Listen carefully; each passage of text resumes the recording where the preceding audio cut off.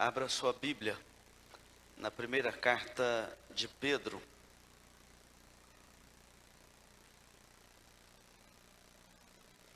No capítulo de número 5.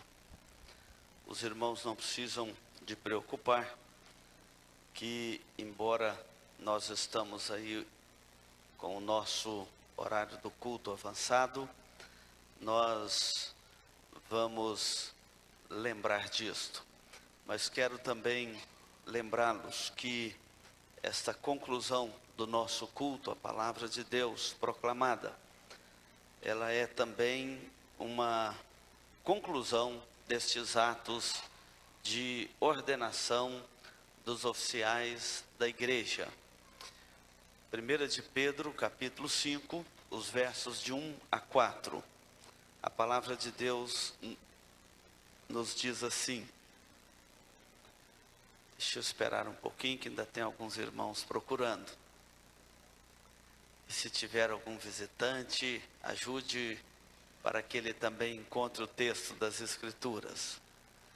Diz assim a palavra de Deus: rogo, pois, aos presbíteros que há entre vós, eu, presbítero como eles, e testemunha dos sofrimentos de Cristo, e ainda coparticipante da glória que há de ser revelada, pastoreai o rebanho de Deus que há entre vós, não por constrangimento, mas espontaneamente como Deus quer, nem por sorte da ganância, mas de boa vontade, nem como dominadores dos que vos foram confiados, antes tornando-vos modelos do rebanho.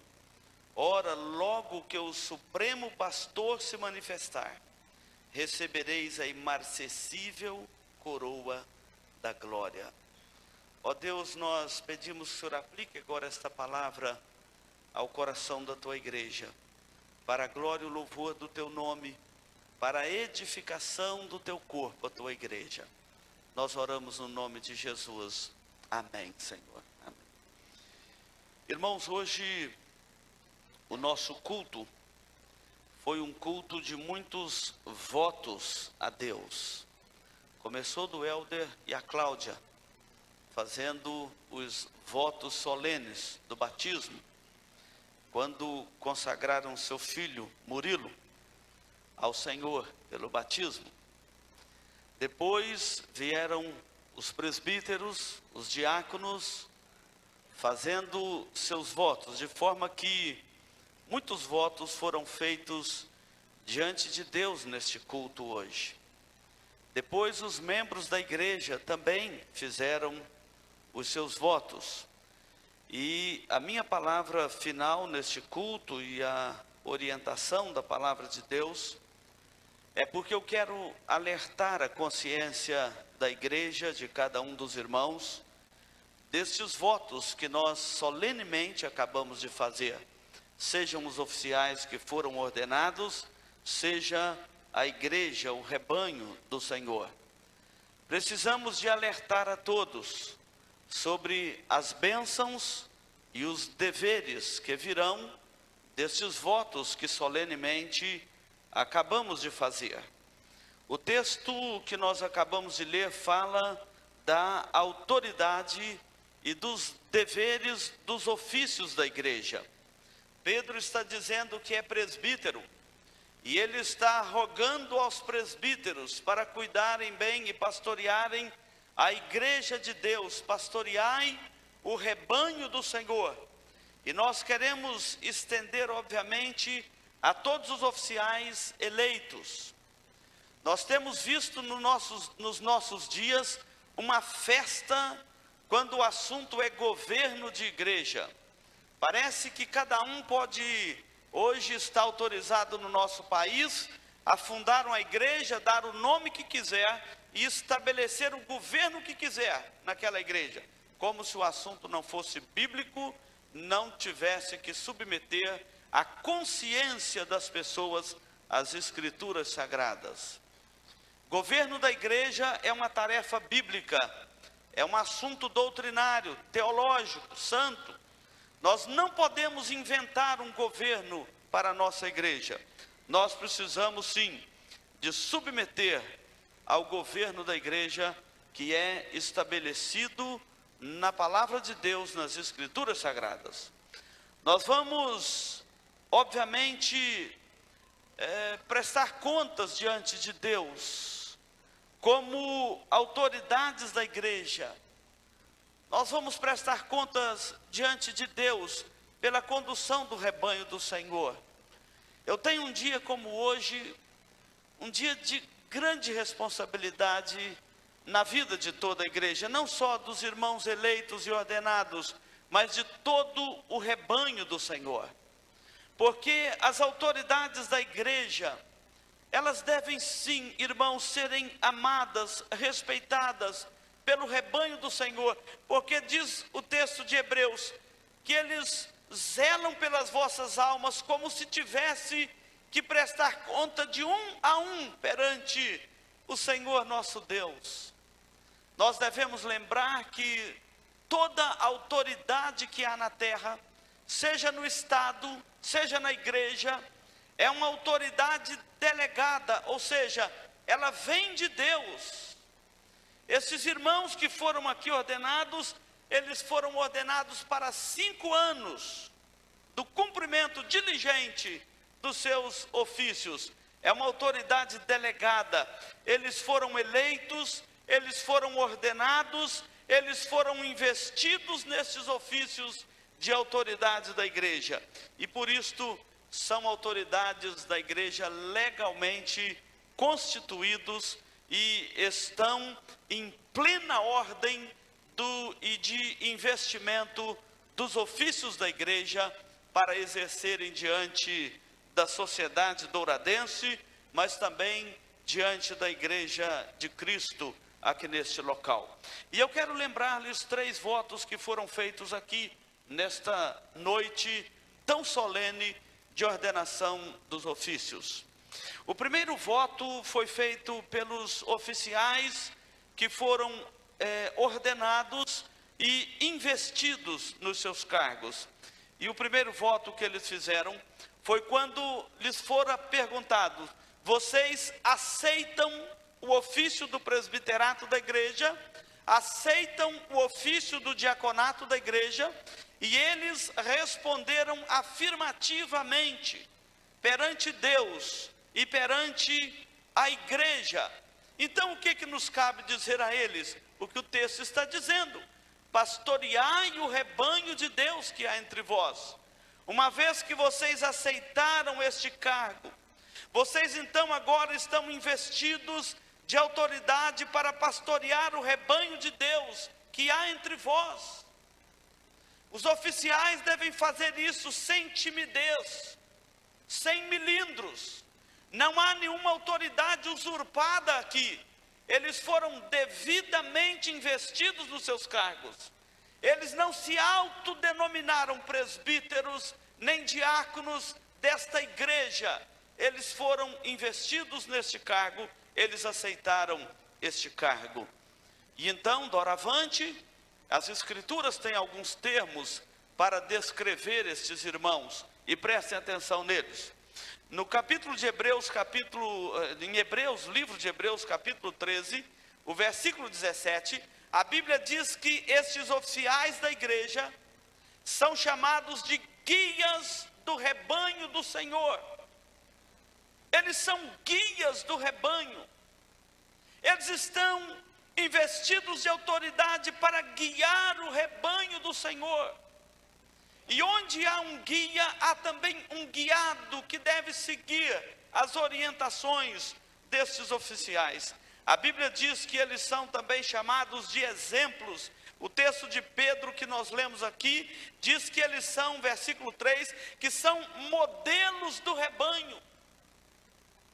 Uma vez que aceitam este ofício, ou estes ofícios, eles agora estão investidos desta autoridade. Eles são modelos do rebanho. A Bíblia diz em 1 Coríntios capítulo 4, que eles são dispenseiros de Deus e são ministros de Cristo. Vocês estão observando a seriedade e a responsabilidade destes ofícios, que estes irmãos acabam de ser investidos neles? ministros de Cristo, dispenseiros dos mistérios de Deus. Paulo, em 2 Coríntios 5:20, diz que são embaixadores de Deus, autoridades da igreja para exercer em nome de Cristo. E é por isso que Pedro está dizendo aqui, no Senhor, porque eles exercem a sua autoridade em nome de Cristo. O primeiro compromisso que estes irmãos fizeram aqui foi que eles aceitam estes ofícios. E ao aceitar os ofícios, agora todos devem, com zelo e amor, desempenhar estes ofícios segundo os dons de Deus, que são dados àqueles que são investidos para exercer estes ofícios.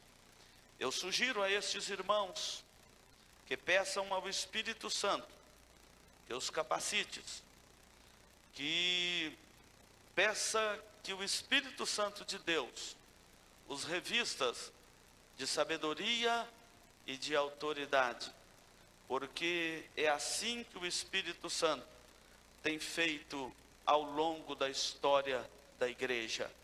E ele pega homens comuns e os torna homens fora do comum. Nós temos as mais diversas histórias de homens assim na história da igreja. Então, o primeiro compromisso que eles fizeram foi quando disseram: eu aceito esse ofício. E ao aceitar o ofício, deve desempenhar com toda autoridade, com todo zelo e com todo amor. Quem é suficiente para estas coisas? Eles podem estar perguntando, e a minha resposta é bíblica: a nossa suficiência vem de Deus. O segundo voto e compromisso que foi feito aqui é quando, na quinta pergunta da liturgia de ordenação de presbíteros e diáconos, nós lhes perguntamos: vocês prometem zelar da igreja de Cristo? E eles responderam que sim. Quando olhamos para o texto, a palavra está no versículo de número 2: pastoreai o rebanho de Deus que há entre vós, não por constrangimento, mas espontaneamente, como Deus quer, nem por sorte da ganância, mas de boa vontade, nem como dominadores dos que vos foram confiados, antes tornando-vos modelos do rebanho. Neste quinto requisito que eles acabaram de prometer aqui, eles prometeram algumas coisas extraordinárias. Não só eles, obviamente que esta responsabilidade é do corpo de oficiais da igreja, porque o pastoreio de uma igreja não está na figura do pastor, mas no corpo de oficiais daquela igreja, diáconos, presbíteros, pastores, que também são presbíteros, uns regentes e outros docentes.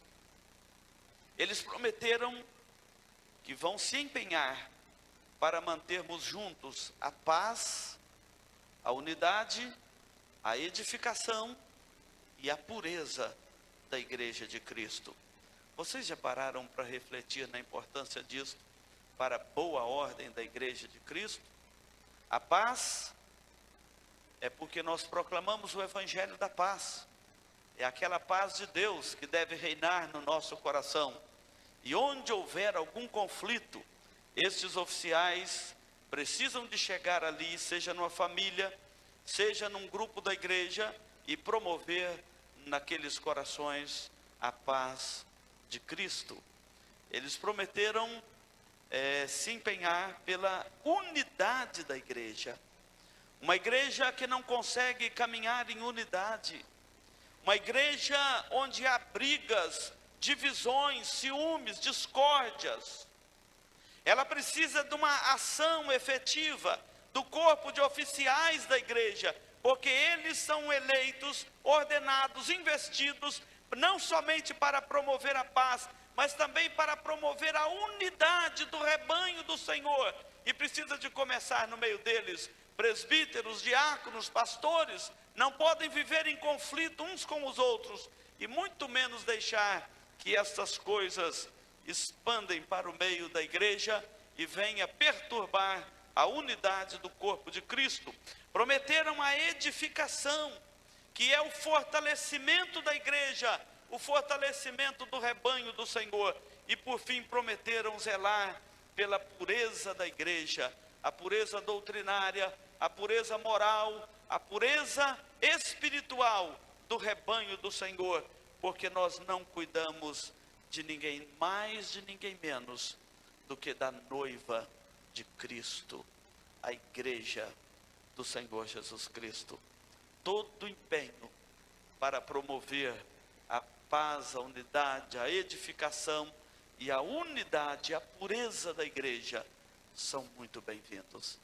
E eu peço que Deus nos abençoe para continuarmos zelando pela igreja assim. O terceiro e último voto não foi feito por eles.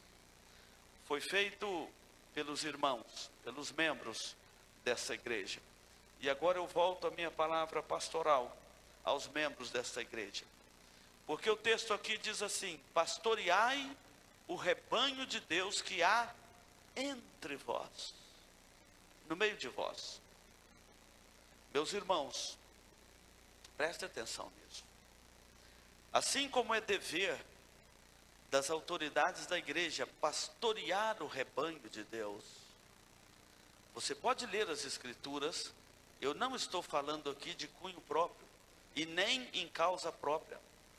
Assim como a palavra de Deus manda os oficiais pastorearem a igreja, a palavra de Deus também ordena que a igreja se deixe pastorear pelos seus oficiais. Não é apenas os oficiais pastorearem o rebanho também precisa deixar ser pastoreado. Eu quero alertá-los para uma coisa aqui. Tem sido um desafio pastorear no Brasil, pastorear a igreja. Muitos dos irmãos são nossas ovelhas aqui no domingo, e durante a semana são ovelhas dos mais diversos homens da televisão. Do chapeludo ao fala mansa, são ovelhas, e mandam dinheiro para esses ministérios. E ouvem aqui e ouvem lá, e muitas das vezes ficam confusos. Vocês também precisam ser fiéis, não são só os oficiais da igreja. Ao mesmo tempo que temos o dever de pastoreá-los, a igreja também precisa deixar ser pastoreada, sem resistência.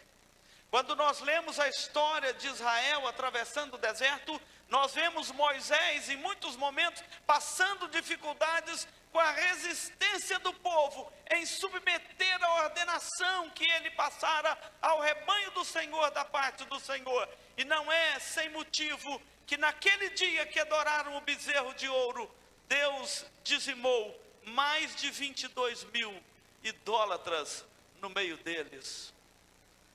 Assim como é dever dos oficiais pastorear a igreja, é dever da igreja deixar ser pastoreada pelos oficiais que foram eleitos e legalmente investidos e ordenados para os seus cargos.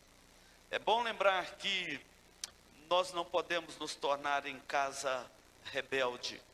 Vocês precisam de reconhecer a autoridade dada por Deus para que irmãos exerçam os ofícios da igreja. E agora eles devem receber da parte da igreja o que foi prometido: honra, animação e obediência no Senhor. Além do mais, nós devemos lembrar que quando nós professamos a fé, lá naquele dia da nossa pública profissão de fé, nós prometemos nos deixar pastorear pelos oficiais da igreja.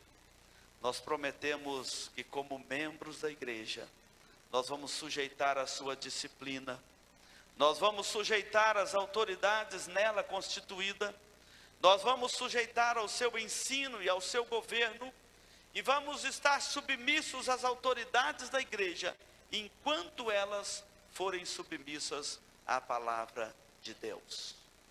A palavra de Deus não exige de vocês obediência cega, como líderes têm exigido de seus rebanhos no Brasil. Não há uma exigência da palavra de Deus de obediência cega dos membros às autoridades da igreja. Eles vão obedecer assim, enquanto elas forem fiéis às escrituras sagradas. Esse é o dever recíproco entre os oficiais e os membros da igreja. Meus irmãos, a maioria de nós aqui cresceu na igreja num contexto de que eu me lembro perfeitamente disso quando adolescente, na minha pequena igreja lá em Minas, eu olhava para os presbíteros da igreja, eu olhava para os diáconos da igreja com profundo respeito no meu coração. E agradeço a Deus hoje, porque se eu não tivesse aprendido a submeter a autoridade daqueles oficiais da igreja naquele tempo, eu teria uma grande dificuldade para pastorear a igreja hoje. Eu respeito uma decisão do conselho da igreja hoje, como pastor da igreja, do mesmo jeito que eu respeitava quando eu tinha 17 anos lá na minha igreja. Razão disso, nunca tive problemas de conflito com os presbíteros da igreja nestes 25 anos de ministério. Mas eu aprendi isto lá na igreja onde eu fui criado, a respeitar, a amar as autoridades da igreja. Eu quero concluir aqui. O texto conclui dizendo assim: qual o resultado disso tudo para nós? Qual o resultado de tudo isso que nós falamos aqui nesta noite? Diz assim a palavra do nosso Deus. Ora, vamos ler juntos esse versículo 4? Pega a sua Bíblia aí. Se alguém fechou, pode abrir, eu vou dar um tempinho.